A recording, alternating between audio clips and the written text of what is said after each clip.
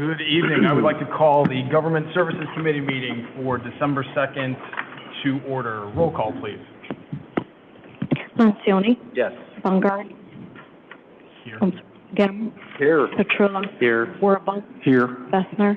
Here. Weber. Here. Sulkaitis. Here. Folks. Here. Munns. Here. Excellent. We're all here. Item 4, omnibus vote. Make a motion to approve? Second. Moved by Munn, second by Lencioni. Roll call, please. Lencioni. Yes. Gem. Yes. Petrula. Yes. Warble. Yes. Bessner. Yes. Weber. Yes. Sulkaitis. Yes. Folks. Yes. Munns. Yes. Thank you. That passes. Moving right along, item 5. Sure. Yes. Can I just ask a question about the agenda? Sure. When I was reading it before, there was items on there about the city council renovations, but they're not on here, so what happened? Yeah, we actually found that out about 4:30 this afternoon, and evidently there is 3 locations on the website that you can access the agenda. 2 go to the current agenda, which is the agenda we're going to go through tonight. And one of those links goes back to an old agenda that was replaced in the middle of last week. So we haven't had a chance to work through it with IS to see where that glitch in the new website is, but we're going to certainly look into that tomorrow. Yeah, I appreciate that. Sure. I read all the stuff and. It's just for clarification for the record, there was items removed. Nothing was added from that previous version of the agenda. It was taken back from I there. understand. I just want to know, was there, like, when I looked at 3 o'clock? No, it's not. Okay, thank you. All good. Item 5A, presentation of Illinois Street Mid-Block Crossing. Good evening, Chris. Good evening. On your screens now, Jim is pulling up the presentation for our concept plan for an Illinois Street mid-block crossing. The location where the Bob Leonard Walk crosses Illinois Street has been identified in the bike and pedestrian plan as a priority location for a pedestrian crossing. We hired Civil Tech Engineering to do an evaluation of the location to make sure that it was a good location for a pedestrian crossing, and also to help us to evaluate options for that area. They did traffic and pedestrian counts, as well as site distance studies to make sure that you could properly see pedestrians from a vehicle moving down this street. And those traffic counts included projections for the future opening of the Whole Foods to make sure that we had through lane and turn lane capacity for that business. Once they determined that it was a safe location for a crossing, they submitted a couple of designs, and we worked with them to create the design that you see before you right now. This is a combination of both a pedestrian refuge island and a roadway diet on Illinois Street. So the roadway diet takes the 2 westbound lanes on the Illinois Bridge and reduces them to 1 westbound lane. This gives us room to include 2 buffered bike lanes leading from the Fox River Trail down to downtown businesses, specifically towards the First Street Plaza. It also gives us room for bump outs on the north and south side of Illinois Street. Those bump outs reduce the amount of time that pedestrians have to spend in the street crossing. And the bump out on the south side specifically allows us to correct a sidewalk width issue at the corner of Fox Haven Square, where it's been very tight for a long time. The second element, of course, is the pedestrian refuge island. This reduces conflicts between pedestrian traffic by letting pedestrians focus on one direction of traffic at a time, taking a break in the middle of the road if need be. And it also reduces the width of the lanes, which will naturally slow traffic, creating a safer environment for pedestrians who are crossing the street. So between the road diet and the pedestrian refuge island, we have a combination that will make things more inviting downtown and safer for our pedestrians and other vulnerable roadway users.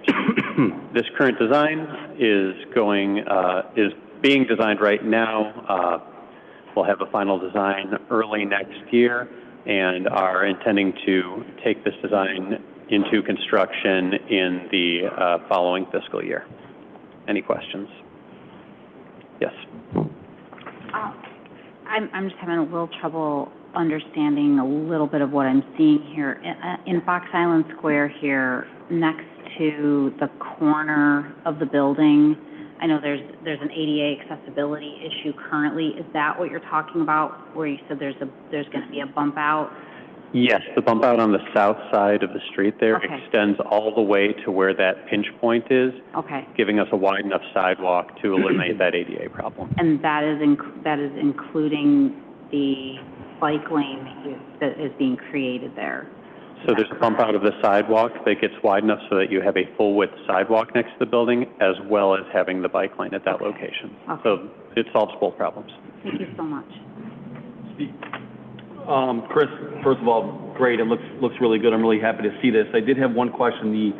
The when you come out of the parking on the north side of the road, can you go left out of there?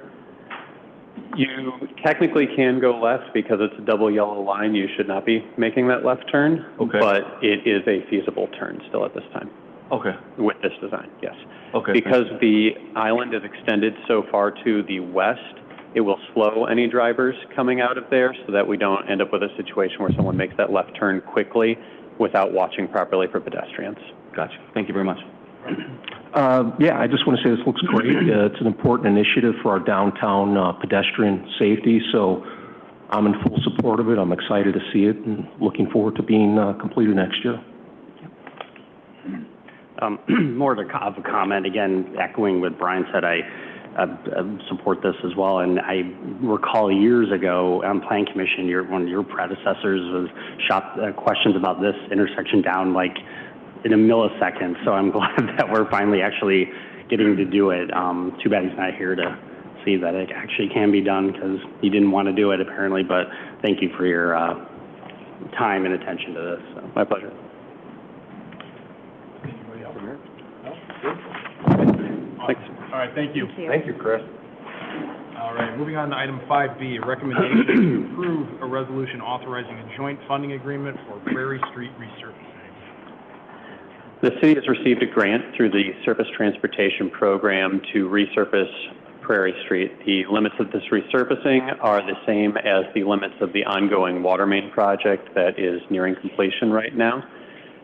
This money has been budgeted or will be included in the budget for next year, but IDOT, as the administrator of the grant, requires that we pass a resolution committing to fund our portion of the project.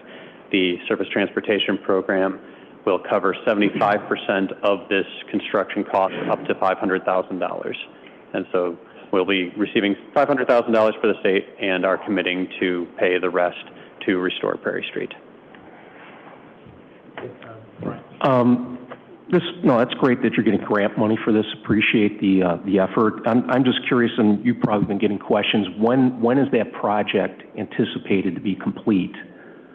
The water main project is getting completed within the next week. Is that accurate, Tim? Yeah, within the next week. Okay. We're getting a binder up to a drivable surface and temporary striping that will cover us through the winter, and then in the summer of next year, starting May 1st, we will mill down that last little bit of asphalt and put down a new surface and new striping. Okay, and that'll be the final driving surface. Great.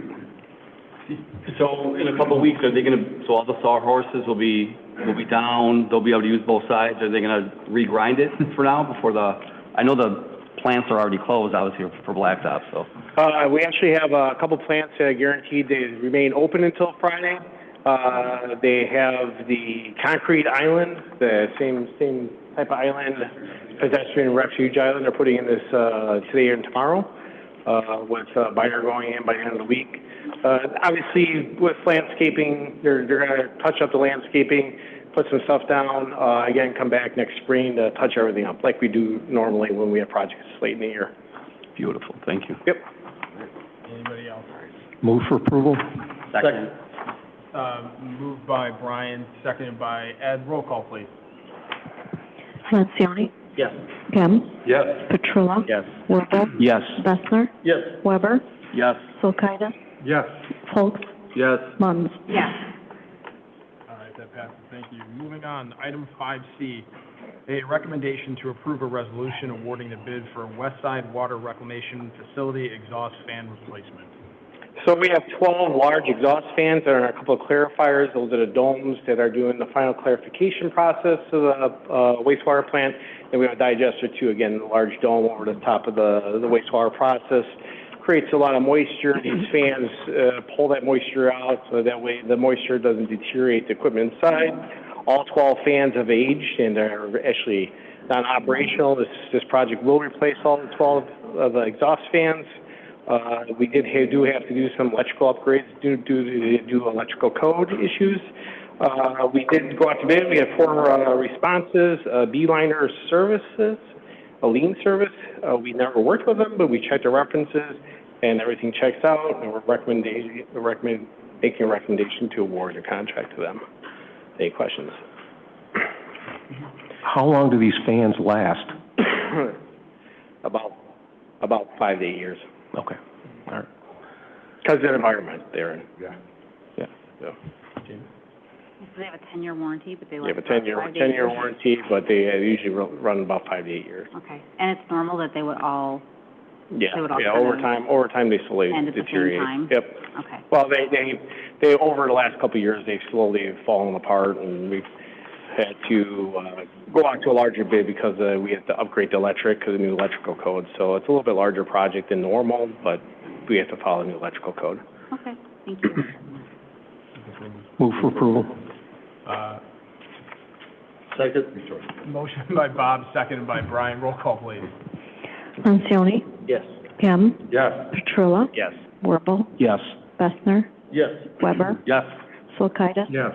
Folks, Yes. Munns. Yes, Thank you, that passes. Item 5D, a recommendation to waive the formal bid procedure and approve a resolution awarding the purchase of the East Side Lift Station fine screen parts. So I don't know if several of you came and did a tour of the Riverside Lift Station. If you remember, there's that large screen that lifts all the rags to the top and puts it in a dumpster. We have a similar unit on the east side lift station, which is a plant on the other side of the main facility, or main wastewater plant facility. Takes in about equal amount of flow as Riverside plant, so you kind of visualize the size. We have, one unit there that has aged. Instead of replacing the entire unit, which is about $600,000, we're recommending rehab of the unit. That's basically replacing all of the fine screen components and some additional packers, they call, that basically takes all the rags and puts it in a dumpster. We are, unfortunately, this is a sole source product, so you can only use the vendor to provide the provider of the equipment. We went out and we got proposals for them to do all the work, so they'll supply the equipment and come in and do the work to rehab the equipment. Sorry. So we are making a recommendation to award their proposal and have them rehab the fine screen. You will see it's slightly over budget, but we are under budget on several other items in the same line item area in our budget, so we're able to cover the overage and cost. I was just curious how, what the lifespan will be with a rehab versus a replacement? The current equipment, this is constructed in 2010, it's been operational since, so we've seen, 14 years? So we should see, we're expecting another 10 to 14 years out of this rehab. Thank you. That was my question. I'll make a motion to approve if you want to ask the question. Motion by Steve, second by Brian. Roll call, please. Lencioni, Yes. Ham, Yes. Petrula, Yes. Warble, Yes. Bessner, Weber, Yes. Solkaitis, Yes. Folks, Yes. Munns. Yes, Thank you, that passes. That takes us through our agenda. Item 6, public comment. Seeing none. Any items from the committee or mayor? Oh, sorry, yes. Just another comment. It was on Omnibus, so just another shout out to Chris, Public Works as well. Looks like we might have had a public comment. Sorry, I'll get back to you, Chris. Go ahead. I wanted to ask a question on that very thing. I've been attending a few meetings. The omnibus vote has to be motioned and passed, correct, in a meeting? I believe that was forgotten at this meeting. I don't think that got attended to, as there was a question about the minutes and things. I just wanted to mention that technically, I don't know if that happened yet, so. I motioned. Yeah, it happened. We did it. Yeah, we did. Jamie said it first. Go ahead. Sorry, you want to finish your? Sure, yeah, no. Go back. No, public comment came before this item. So I just wanted to just bring attention really quick again to F, the GAP program. So thanks again to Chris and Public Works. Speaking of legacy programs and ideas, I mean, as Ryan and I know, I mean, gaps are an issue in our ward, throughout the city as well. But, you know, where did he go? Oh, there he is. Peter is blocked by the computer. I know he's not over there. You know, we've talked for many years about that. So again, just very happy that, you know, ideas that we bring up are coming to fruition, and just appreciate that. So Thank you. We do not have an executive session, so I'm looking for a motion to adjourn. Weber will move. Second. Weber, seconded by Ed. All those in favor? Aye. Any opposed? This meeting is adjourned.